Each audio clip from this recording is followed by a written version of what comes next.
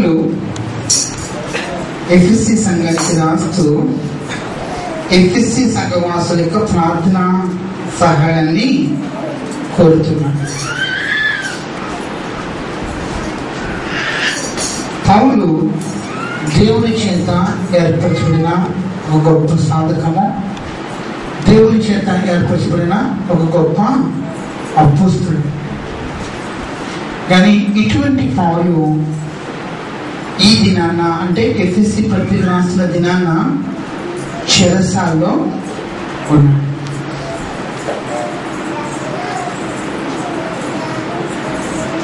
పౌలుకి తెలిసింది ఈ బంధకాలు, ఈ సంఖ్యలు, ఈ చెరసాల నుంచి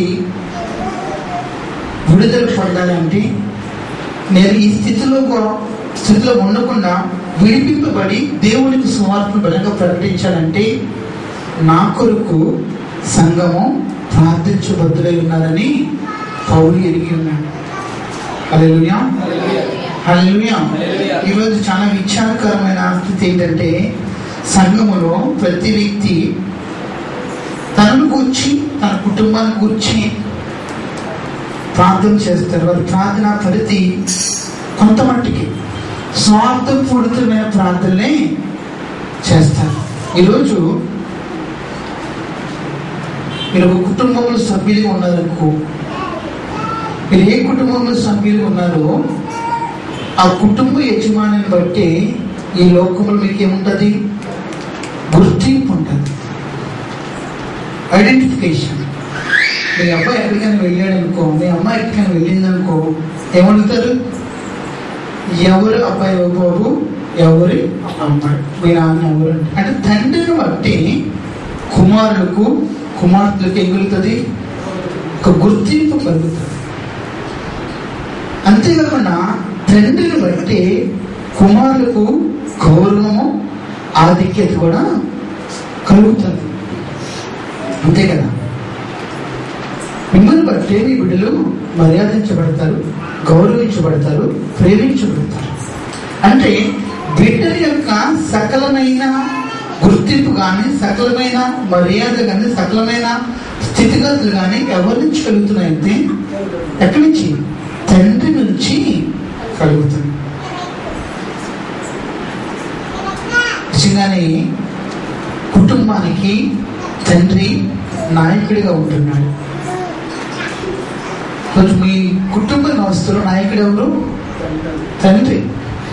ఆ తండ్రి కష్టపడి పోషిస్తూ, మిమ్మల్ని సంరక్షిస్తూ, మీ యొక్క ప్రతి భౌతికమైన అవసరాలు తీరుస్తూ ఈ లోకంలో ఒక సుఖమైన, క్షేమమైన జీవితాన్ని మీరు జీవించడానికి తన జీవితకాలం అంతా ప్రయాసపడేవాడెవరు? మీ యొక్క తండ్రి. మీ కుటుంబంలో ఉన్న తండ్రి మీ ఇంటి యొక్క యజమాని. ప్రేమ అంటే తల్లి ప్రేమ గురించి చెప్తారు, తండ్రి ప్రేమ గురించి చెప్పరు.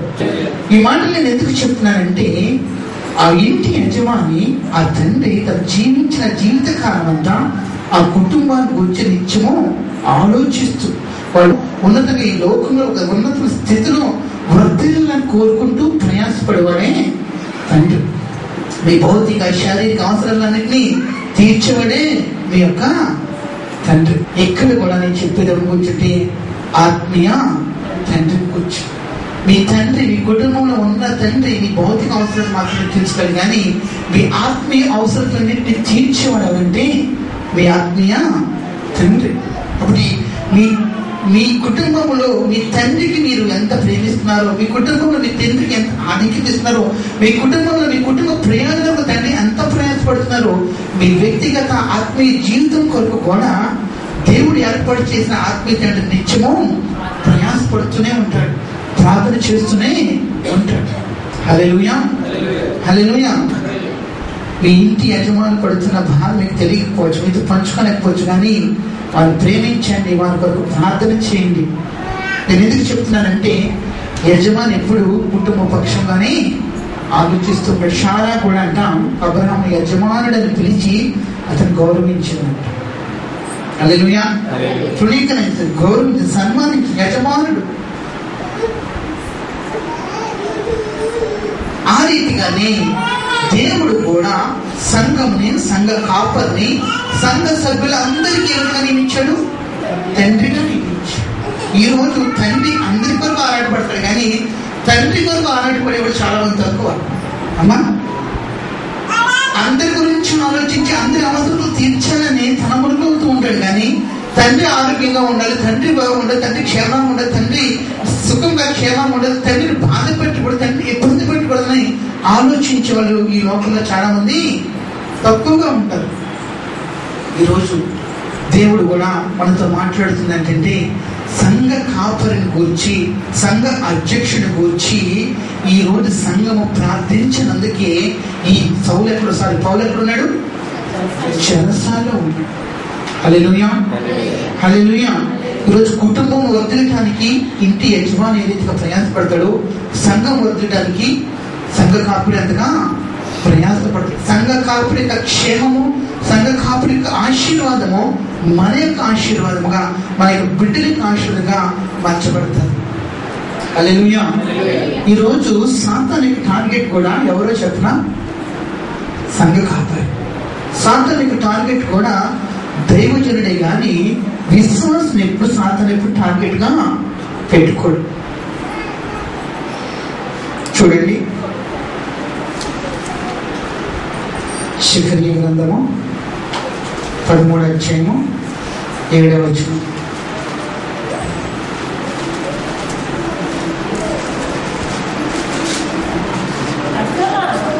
ఖడ్గమా నా గొర్రెల కాపరి మీదను నా సహకారి మీదను పడుము, ఇదే సైన్యుల అధిపతి యెహోవా వాక్కు. గొర్రెలు చెదిరిపోనట్లు కాపరిని హతమర్చు. ఈరోజు మందలో ఉన్న గొర్రెలు చెదిరిపోవటానికి సాతాను ప్రతి గొర్రెను టార్గెట్ చేసుకోడు. ఎవరు టార్గెట్ చేస్తాడు? కాపరి టార్గెట్ చేస్తాడు. చూడండి, ఈ ప్రవచనం ఇక్కడ నెరవేర్చబడిందో చూడండి. మత్తయి సువార్త 26 అధ్యాయము 31వ వచనం. అప్పుడు యేసు వారిని చూచి, ఈ రాత్రి మీరందరూ నా విషయమే అభ్యంతరపడదురు, ఏలనగా గొర్రెల కాపరిని కొట్టుదును, మందలోని గొర్రెలు చెదిరిపోను అని వ్రాయబడి ఉన్నది కదా. హల్లెలూయా. చాలు, గొర్రెల కాపరిని కొట్టుదును, మందలోని గొర్రెలు ఏమైపోతుంట? చెదిరిపోతుంది. ఈరోజు సాతాను టార్గెట్ చేసుకున్నది, సాతాను తన యొక్క దురాత్మల యొక్క సేనల సమూహాన్ని నియమించింది ఎవరి చుట్టూ? కాపరి చుట్టూ, సేవకుని చుట్టూ నియమించింది. ఎందుకు? బలవంతుడు బంధిస్తే ఆ బలవంతుడి ఇంటిలో అంతటినీ ఏం చేసి వచ్చట? దోచుకోవచ్చు. అంతే కదా, ఇది సిద్ధాంతం. బలవంతుడు మొదట బంధించింది, కానీ అది కలిగి ఉన్నది దోచుకోలేదు. కాబట్టి బలవంతుడిగా సంఘాన్ని నడిపిస్తున్న కాపరియే సాతానుకి ఎవరు? టార్గెట్. చూడండి, ఇంకొక ఎగ్జాంపుల్ చెప్తాను. మీరు బైబిల్లో చూసినట్లయితే మొదటి 4 గ్రంథము 22వ అధ్యాయము 32వ వచనం. ఇక్కడ ఒక యుద్ధం జరుగుతుంది. సిరియా రాజు తన రథము మీద అధికారులైన 30 ఇద్దరు అధికారులను పిలిపించి అల్పులతోనైనను గనులతోనైనను ఇశ్రాయేలు రాజు మాత్రమే పోట్లాడమని ఆజ్ఞ తెచ్చాడు. చాలండి, ఒక ఆజ్ఞ ఇచ్చాడు. సిరియా దేశానికి ఇశ్రాయేల్ దేశానికి ఏం జరుగుతుంది? గొప్ప యుద్ధం జరుగుతుంది. తన రథం మీద అధిపతులు ఎంతమంది అంట? 32. ఈ 32 అధిపతులకి ఏమని సెలవు ఇచ్చాడంటే, మీరు గనులతో కాదు, అల్పులతో కాదు. ఈ సిరియా రాజు దేనికి సాదృశ్యం ఉన్నాడు? సాతాను. ఈ 32 అధిపతులు ఎలా ఉన్నారు? సాతాను యొక్క దూతలుగా ఉన్నారు. మీరు సంఘంలో విశ్వాసంతో కానీ సంఘ పెద్దలతో కానీ ఏం పోరాడాల్సిన అవసరము లేదు. మీ 32 మంది కలిసి ఒకరిని చంపండి, వాడే ఇశ్రాయేలు రాజు. రాజు ఎప్పుడు సైన్యాన్ని ముందే నడిచి సైన్యాన్ని నడిపించేవాడు. రాజు హతుడైతే సైన్యం అంతా ఏమైపోతుంది, చెదిరిపోదు. వాడు నడిపించే రాజే నాయకుడే లేకపోతే వారందరూ చెదిరిపోతారు. కాబట్టి సిరియా రాజు 32 మంది అధిపతులను ఇశ్రాయేలు రాజు కొరకు నియమించాడు. ఈరోజు కాపరి చుట్టూ కూడా ఇటువంటి అధిపతులని ఎవరు నియమిస్తున్నారు చెప్పనా? సాతాను. హల్లెలూయా, హల్లెలూయా. ఈరోజు సాతాను అనేకమైన దూతలను అల్పుల మీద కాదు, కరుల మీద కాదు, ఎవరికి విరోధంగా నియమించాడంటే సంఘ కాపులకి, సంఘ నాయకులకు విరోధంగా లేవడానికి నియమించాడు. కాబట్టి అనేక మంది నేటికి అనేకమైన బంధకాల్లో ఉన్నారు. హల్లెలూయా. పౌలు ఏ రీతిగా బంధకాల్లో ఉన్నాడో ఆ రీతిగా అనేక మంది ఈ రోజుకి బంధకాల్లో ఉంటున్నారు. ఒక కాపరిని సాతాను త్రోవ తప్పించగలిగితే, ఒక కాపరి వలన దేవుని యొక్క నామానికి అవమానం కలిగించగలిగితే, ఆ సంఘంలో మన విశ్వాసులందరినీ భ్రష్టులుగా చేయడానికి వాడు విజయం పొందుతాడు. హల్లెలూయా. ఈ రోజు అనేక మంది నేటికి సేవకులు అనేకమైన బంధకాల్లో పడి ఉన్నారు.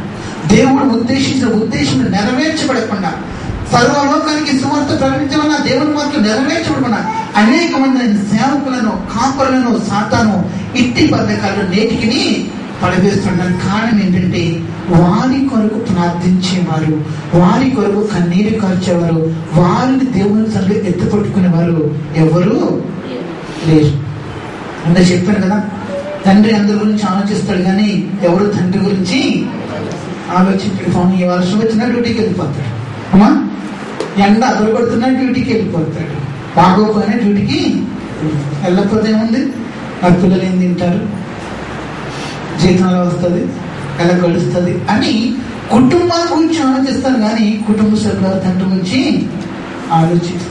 ఇక్కడ కూడా సంఘ కాపులు కూడా సంఘ బిడ్డల కొరకు, దేవుని బిడ్డల కొరకు ఆలోచిస్తూ వారి కొరకు విజ్ఞాపన చేస్తూ ఉంటాడు కానీ అతని కొరకు విజ్ఞాపన చేసేవారు ఎవరు లేరు. కాబట్టి ఈ రోజు పౌలు వలె అనేక మంది సేవకులు బంధకాల్లో ఉంటున్నారు. సాతాను టూకీగా చెప్పాలంటే 3G అంటారంట. 3 బంధకాలు పెడతాడంట. 3G టూకీగా. 3G అంటే 3 Gలు అంటే ఒకటి గోల్డ్, ఒకటేమో గోల్డ్, ఒకటేమో గ్లోరీ. సేవకుడిని ఏ విధంగా పడేయడానికి వాడు ఏ రీతిగా అతన్ని ప్రేరేపిస్తాడంటే ధనాశ కలిగిస్తాడు. అంటే ధనాశ సేవకు వచ్చినప్పుడు బాగానే ఉంటారు, ఉపవాస ప్రార్థనలు, కన్నీళ్ళు, ప్రార్థన. కొద్దిగా సేవ ప్రారంభించగా అభివృద్ధి చెందగానే, ఏసీ కార్లు రాగానే, అమ్మ ఫ్లైట్లు రాగానే ఉపవాసం లేదు, ఇది లేదు, ఇంకంతా సంపాదించుకోవాలని, ఇంకంతా బ్యాంక్ బ్యాలెన్స్ లో పెట్టుకోవాలని, ఇంకంతా ఆ ఊర్లో ఎస్టేట్, ఈ ఊర్లో ఎస్టేట్, అక్కడ ఇక్కడ ఏదేదో చేసేదని మొదటిగా సాతాను సేవకులైన వారిని ధనాశతో కొట్టడానికి, ధనాశలో పడవేయటానికి వాడు ముందు ప్రయాసపడతాడు. హల్లెలూయా, హల్లెలూయా. ఈరోజు బైబిల్ అనేక మంది ఇటువంటి ఆశలో పడి దేవునికి పరిచయం కోల్పోయి దేవునికి సన్నిధిలో శాపగ్రస్తులుగా మార్చబడ్డారు. ఏలియా అగ్ని వంటి ప్రవర్తన. ఏలియా ఎన్ని అద్భుతాలు చేశాడు? 7. ఏంటండి? ఎలీషా ఏలియా కూడా శిష్యుడు. ఈయన ఎన్ని అద్భుతాలు చేశాడు? 14. అంటే గురువుని మించిన శిష్యుడు. గురువు గారి మీద ఒక అభిషేకం అయితే శిష్యుడి మీద క్రమంలో వస్తుంది. ఇదే క్రమంలో ఎవరున్నారు? గెహాజీ ఉన్నాడు. ఇప్పుడు ఈయనకి 400 అభిషేకం రావాలి, ఎందుకంటే గురువు గారికి 200 కదా, ఈయనకి 400 రావాలి. ఈయన కూడా మరి 14 అయితే 28 ఎన్నో చేయలేకపోతే 400 అయితే 56 చేయాలి. ఎవరు? గెహాజీ ప్రధాన శిష్యుడు. ఎలీషా ప్రధాన శిష్యుడు. నా ముందు నా కర్రను తీసుకెళ్లి ఆ చనిపోయిన వ్యక్తి మీద పెట్టని మొత్తం తన బాధ్యతలను అప్పగించింది ఎవరికి? గెహాజీకి. అటువంటి గెహాజీ ఒకనొక సమయంలో ధనాశ అనే మోసంలో పడిపోయాడు. బలవంతం చేస్తున్నాడు ఎవరు? నయమాన్ ఇవన్నీ నీకే, నీ ఒంటి మీద తెచ్చినవన్నీ నీకే అంటున్నాడు. నేను నూలు పోగు కూడా నీ దగ్గర నుంచి నేను తీసుకోను. యెహోవా జీవంతుడు, దేవుని వరం నేను అమ్ముకోను, నేను ఏమీ ఆశించను. చివరికి ఆ నయమాన్ ఏమనంటే, నీ పాదముల కింద మట్టి నాకు ఇవ్వు అని ఆ మట్టిని తీసుకెళ్ళాడు. దీన్ని ఎవరు చూశారు? గెహాజీ. అయ్యో నా యజమానికి బాగుపడే లక్షణాలు లేవు, ఇంత అమాయకులే తెలంగాణ, శ్లోకజ్ఞానమే లేదు, రేపటి గురించిన ఆలోచనే లేదు. నేనైతే మళ్ళీ ఈయన గుర్తు పెట్టుకోండి, యెహోవా జీవంతుడు, తప్పక నేను నయమాను కలుసుకుంటాను. పరిగెత్తుతున్నాడు దేని కొరకు అని తను అనుకున్నాడు. కుష్ఠరోగం కొరకు పరిగెత్తి తెచ్చుకున్నాడు. ఇలాగా ఇప్పుడే ప్రవక్తలు వచ్చారు, ఎక్కడ అరణ్యం నుంచి వచ్చారు, మన్యం నుండి వచ్చారు, వారికి దుస్తులు కావాలి, వారి కొంత వెండి కావాలంటే ఒకటి కాదు, నువ్వు అడిగి దాన్ని రెట్టింపు తీసుకెళ్ళమని నయమాన్ ఇచ్చాడు. ఇవన్నీ తీసుకెళ్ళి తన గుడారంలో దాచిపెట్టుకున్నాడు, భద్రం చేసుకున్నాడు. ఎలీషా అడుగుతున్నాడు, ఎక్కడికి వెళ్ళావు? అంటే నేను ఎక్కడికి వెళ్ళలేదు, మనం అతనితో వెళ్ళినప్పుడు నా ఆత్మ కూడా నీతో ఉంది. కాబట్టి ఇది మొదలుకొని నయమానుకు పట్టిన కుష్ఠరోగం, నయమాను విడిచిన కుష్ఠరోగం నీకును నీ సంతతి వారికి తరతరములు ఉండు. హల్లెలూయా, హల్లెలూయా. తరతరములు ఉండిన ఒక శాపాన్ని ఇచ్చాడు దేవుడు. ఎందుకు? ధనాశ, ధనాన్ని సంపాదించుకోవడానికి, దేవుని యొక్క వరమును వాడుకోవడానికి ప్రయాసపడిన వాడు ఎవరంటే గెహాజీ. ఎందుకు? ఒక ఉన్నతమైన పిలుపులో, ఒక ఉన్నతమైన ప్రణాళికలో ఉన్న దైవజనులు ఏ రీతిగా పడిపోతున్నారంటే వారి కొరకు ప్రార్థించేవారే లేకపోవటాన్ని. హల్లెలూయా.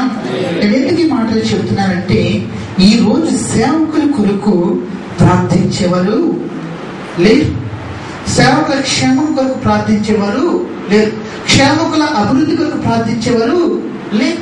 చూడండి, 1 తిమోతి 6:10 ఎందుకనగా ధనాపేక్ష సమస్తమైన కీడులకు మూలము, కొందరు దానిని ఆశించి విశ్వాసం నుండి తొలగిపోయి నానా బాధలతో తమ్ముడు తామే పొడుచుకునేది. సమస్తమైన కీడులకు ఏది మూలమంట? ధనాపేక్ష. ఈరోజు సేవకులు కూడా ఇటువంటి పాపంలో పడుతున్నారు. ధనాన్ని సంపాదించుకోవాలి, ఈ లోకాన్ని ఈ లోకంలో పేరు ప్రతిష్టలు సంపాదించుకోవాలి. హల్లెలూయా. మనందరికీ తెలుసు, మన ఆంధ్ర నుంచి ఒక సేవకుడు ఒక ఉన్నతమైన పరిచయం చేశాడు. అమెరికా దేశాల్లో, ప్రపంచ దేశాల్లో పరిచయం చేశాడు. కానీ అతనికి సహవాసం అంతా రాజకీయ నాయకులతోటి, మా మంత్రులతోటి సహవాసం పరిచయం ముడిపడినప్పుడు ఒకసారి కిందకు పడ్డాడు. అంతవరకు ఆయన ఒక ఉన్నతమైన రీతిలో సన్మానించిన మరి విశ్వాసులు కానీ, సంఘ సభ్యులు కానీ, దేవుని బిడ్డలు కానీ ఇప్పుడు ఆయన ద్వేషించడం మొదలుపెట్టారు. ఆయన ద్వారా దేవుని నామానికి ఏం కలిగింది? అవమానం కలిగింది. ఆయన ద్వారా దేవుని నామానికి ఏం కలిగింది? సిగ్గు కలిగింది. ఆయన ద్వారా అనేక మంది విశ్వాసులు విశ్వాస భ్రష్టులుగా మార్చబడ్డారు. హల్లెలూయా. సేవకుడు ఒక్కడు నాశనం అవుతే, ఒక్కడు పడిపోతే అనేక మంది విశ్వాసులు విశ్వాసం ఏం చేస్తారు? తొలగిపోతారు. హల్లెలూయా. ఎందుకు ఈ రీతిగా జరుగుతుందంటే వారి కొరకు ప్రార్థన. వారిని చెప్తున్నా, వారి పేరు చెప్పి మనం విమర్శిస్తున్నాం, కానీ వారిని గురించి ఎప్పుడైనా ప్రార్థించిన అనుభవం నీలో ఉందో ఒకసారి జ్ఞాపకం చేస్తాం. సేవకులు ఈ రీతిగా ఎందుకు ప్రవర్తిస్తున్నారు, సేవకులు ఇటువంటి ప్రవర్తన కలిగి ఎందుకు జీవిస్తున్నారని వారి కొరకు నీ అనుదిన ప్రార్థనలో కానీ, నీ ఉపవాస ప్రార్థనలో కానీ వారి ఎందు శ్రద్ధ కలిగి దేవుని సన్నిధిలో ప్రార్థించిన అనుభవం నీ జీవితంలో ఉందో లేదో ఒకసారి దేవుడి ఈరోజు నేను స్పష్టంగా అడుగుతున్నాను. సేవకుల కొరకు ప్రార్థన చేయటం, నీ కాపరి కొరకు ప్రార్థన చేయటం దేవుడు నీకు ఇచ్చిన ఒక గొప్ప విధి, గొప్ప ఆజ్ఞ. హల్లెలూయా. చూడండి, 2వ ఆశ చూసినట్లయితే గర్వం. ఏదండి? వ్యభిచారం. జంగారెడ్డి కూడా ఆంధ్రప్రదేశ్లోనే చాలా పెద్ద పేరు ఉంది. సేవకుల విషయం ఎన్టీవీలో టీవీ నైన్లో మారుమోగిపోయింది. జంగారెడ్డిగూడెము సేవకుల యొక్క మరి క్రియలన్నీ మొత్తం సేవకులు, భ్రష్టులైన సేవకులు ఎక్కడ ఉన్నారంటే ముందు మాదిరే చెప్తారు. ఎందుకంటే టీవీలో స్క్రోలింగ్ తో సహా విజువల్తో సహా చూపించారు. ఎందుకు సేవకులు రీతిగా తయారయ్యారు? ఈరోజు మహిమ ఛానల్ తీసేశారు. మీకు అర్థమవుతుందని చెబుతున్నాను. ఎందుకు తీసేశారు? ఆయన ఆ ఛానల్లో వాక్యం చెప్పే పాస్టర్ గారంట ఒక ఇద్దరు ఆడపిల్లల్ని ఉద్యోగం ఇప్పిస్తానని చెప్పి ఒక హోటల్లో పెట్టి వాళ్ళు పాడు చేసి మరి వాళ్ళకి ఇంటికి పంపించడం ఏదో సంథింగ్ ఎక్కడికో పంపించడం జరిగింది. అది మీడియా ద్వారా లోకానికి తెలుసు. ఎన్టీవీలో సహా ఆ మొత్తం విజువల్స్ క్రైమ్ రిపోర్ట్లో వచ్చేసి ఈరోజు ఎందుకు దేవునికి ప్రతిష్ఠులుగా ఉండవలసిన వారు ఇంత నీచమైన హేమని క్రియలు చేస్తూ దేవుడి నామానికి అవమానంగా జీవిస్తున్నారంటే వారి కొరకు ప్రార్థించేవారు లేకపోవడం మనం శపిస్తాం, దూషిస్తాం. కానీ ఆ రీతిగా అనేక మంది సాతానుల చేత 30 అధిపతుల చేత నిత్యము పాపం చేయడం ఏం చేస్తాడు? ప్రలోభ పెట్టబడుతున్నాడు, శోధింపబడుతున్నాడు, బంధకములో ఊరిలో నిలిచి ఉన్నాడు. కనుక ఆ రీతిగా సేవకులు పడుతూ ఉన్నాడు. వారి వరకు ప్రార్థించేవారే లేదు. హల్లెలూయా. ఒక పాస్టర్ గారి గురించి టీవీలో చూశాను, యూట్యూబ్లో నేను చూశాను, ఆ సేవకులు కూడా చూశాను. ఎంత భయంకరంగా అంటే వాళ్ళ భార్య అతని గురించి చెప్తుంది, ఆ కుమార్తె ఎంత అసహ్యంగా తన తండ్రి గురించి సేవ గురించి చెప్తుందంటే మనకి వినటానికే బాధగా సిగ్గుగా చుకుత్సకరంగా ఉంది. మరి ఏ గొడవలో ఏమైందో తెలియదు. సొంత కూతురే చెప్తుంది, నా తండ్రి అదోలా చూస్తూ ఉంటాడండి నన్ను. ఒక సేవకుడు చక్కగా ఇలాగే ప్రసంగం చేస్తూ ఉన్నప్పుడు విజువల్స్ తీసి మొత్తం ఆయన చర్చి, ఆయన పేరు, ఆయన ఊరు, మరి వాళ్ళ భార్య, ఆ ఊరు దగ్గర వాళ్ళ భార్య మొత్తం విజువల్స్తో సహా చూపించేసింది ఎన్టీవీ.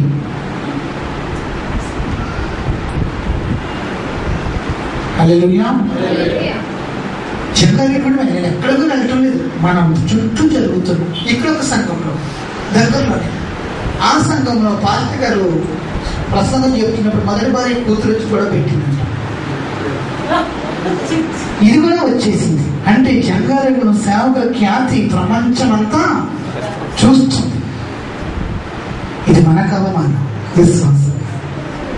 విశ్వాసం మనకు సిగ్గు. ఒకసారి విజయ్ కుమార్ పాస్టర్ గారు సమ్మని అడుగుతున్నారు, మీ జంగారెడ్డి వెలగొంది అంటే రాత్రి టీవీలో చూశాను.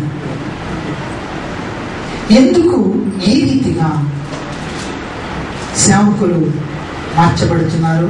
ఎందుకు ఈ రీతిగా కుటుంబాల్లో శాంతి లేక, సమాధానం లేక, భార్య భర్తల మధ్య సఖ్యత లేక, ఏక మనసు లేక, అకుల పుష్కలే ఏకీమించి సేవ చేయలేకపోతున్నారంటే వారి కొరకు ప్రార్థించేవారే లేరు.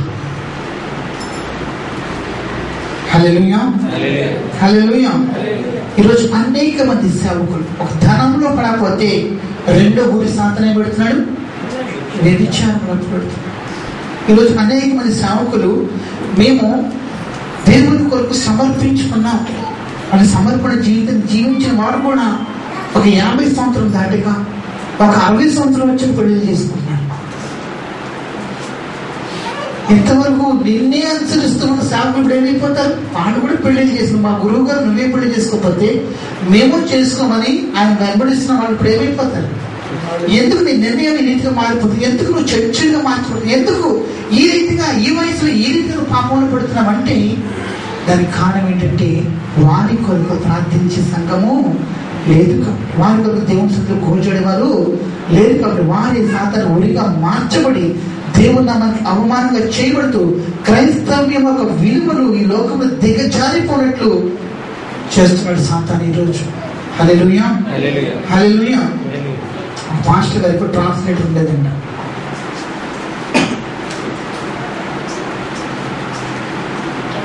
ఆ చర్చిలో చెప్పిందండి, అమ్మ ఆవిడెవరు ట్రాన్స్లేటర్ ఉండడం ఎందుకు, నువ్వే ట్రాన్స్లేటర్గా ఉండొచ్చు కదా, నీ భార్యతో కలిసి ఏ ప్రాంతానికి వెళ్ళినా నువ్వు ట్రాన్స్లేటర్గా ఉంటే సహకారిగా ఉండవు, వాక్యాన్ని అనువదించడానికి కూడా నీకు బాగుంటుంది కదా. అంటే నాకు స్టేజ్ ఫీల్, నాకు సిగ్గు, నీ స్టేజ్ ఎక్కలేదు.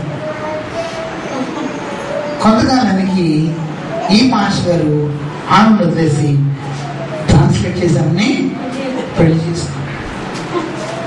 నిజం, వాస్తవాలు. నేను ఎందుకు ఈ సంగతులు చెప్తున్నానంటే, సంఘము కాపుల వరకు ఏం చేయడం లేదు, ప్రార్థన చేయటం. ఈరోజు సంఘ కాపుల యొక్క క్షేమమే నీ క్షేమం. సంఘ కాపులు ఎటువంటి వాడైతే అటువంటి వాడికి తన బిడ్డను తయారు చేస్తాడు. హల్లెలూయా, హల్లెలూయా. నీ సంఘ కాపుల లక్షణాలు నీకు వస్తాయి. నీ సంఘ కాపు నడిపింపే నీకు వస్తుంది. నీ సంఘ కాపులాగే నీ ఆలోచన విధానము ఉంటుంది. ఇప్పుడు నేను ఆరాధన కళ్ళు మూసి చేస్తాను. ఈ ఆవిడ చాలా మందికి వచ్చేసింది. అందరూ కళ్ళు మూసుకునే చేస్తారు. ఎందుకు? కాపుల యొక్క లక్షణాలే సంఘ బిడ్డలకు వస్తాయి.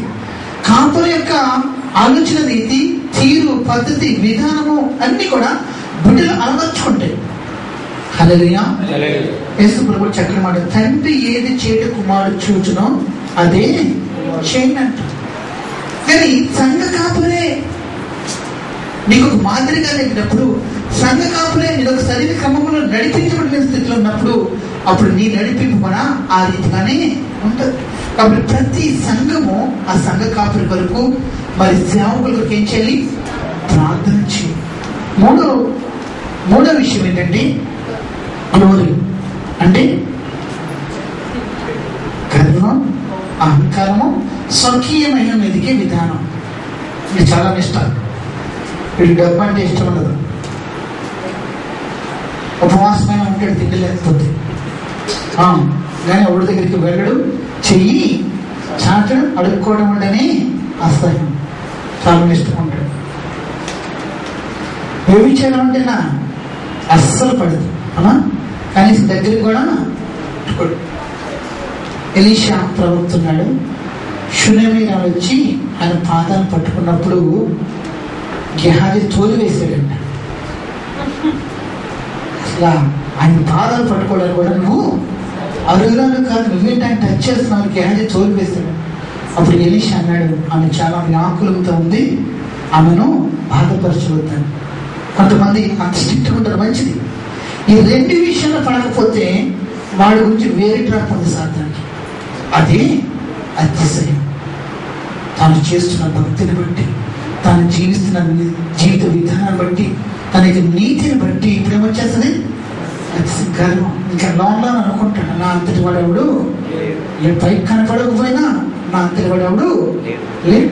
నేను ప్రార్థన చేస్తే, నేను చెయ్యి వేస్తే, నేను అడుగు పెడితే ఇంకా చాలు. ఈ రీతిగా చాలా మంది అతిశయం అనే పాపంలోకి సాతాను పడివేస్తుంది. ఈరోజు గర్వించి దేవునికి సన్నిధిలో తమకు పరిచయం మొత్తం పోగొట్టుకున్నారు అనేక మంది ఉన్నారు. తమ యొక్క స్థితిని దేవుడే కలగజేస్తాడు, తమ యొక్క పరిచయం ఆశీర్వదించినవాడు దేవుడే, హెచ్చించినవాడు దేవుడే, వృద్ధి కలగజేసినవాడు దేవుడే, తను వాడుకుంటున్నవాడు దేవుడే అన్న దృక్పథం వీరిలో లేక మొత్తం అంతా తన భక్తి, తన నీతి, తన ఉపవాస ప్రార్థన అహంకారంతో జీవిస్తాడు. కాబట్టి అట్లా పరిచయం కూడా కొంత క్రమంలో కనుమరుగైపోతుంది. ఎందుకంటే అటువంటి వారి కొరకు ప్రార్థించేవారు ఎవరు లేరు. ఈరోజు మీకు చెప్తున్న వాక్యము దేవుడు నాకు ఇచ్చిన ప్రత్యక్షత. నేను కూడా మొన్నటి దినాన ప్రార్థన చేస్తూ ఉన్నప్పుడు సేవకుల కొరకు ప్రార్థించే వారి సంఘాన్ని ప్రోత్సహించు. సేవకులు దేవుని కొరకు బలమైన సాధంగా వాడబడాలంటే వారి కొరకు సంఘము ప్రార్థించవలసిన అవసరం ఉందని సంఘానికి తెలియచేయమని దేవుడి వాక్యాన్ని ఇచ్చాడు. హల్లెలూయా.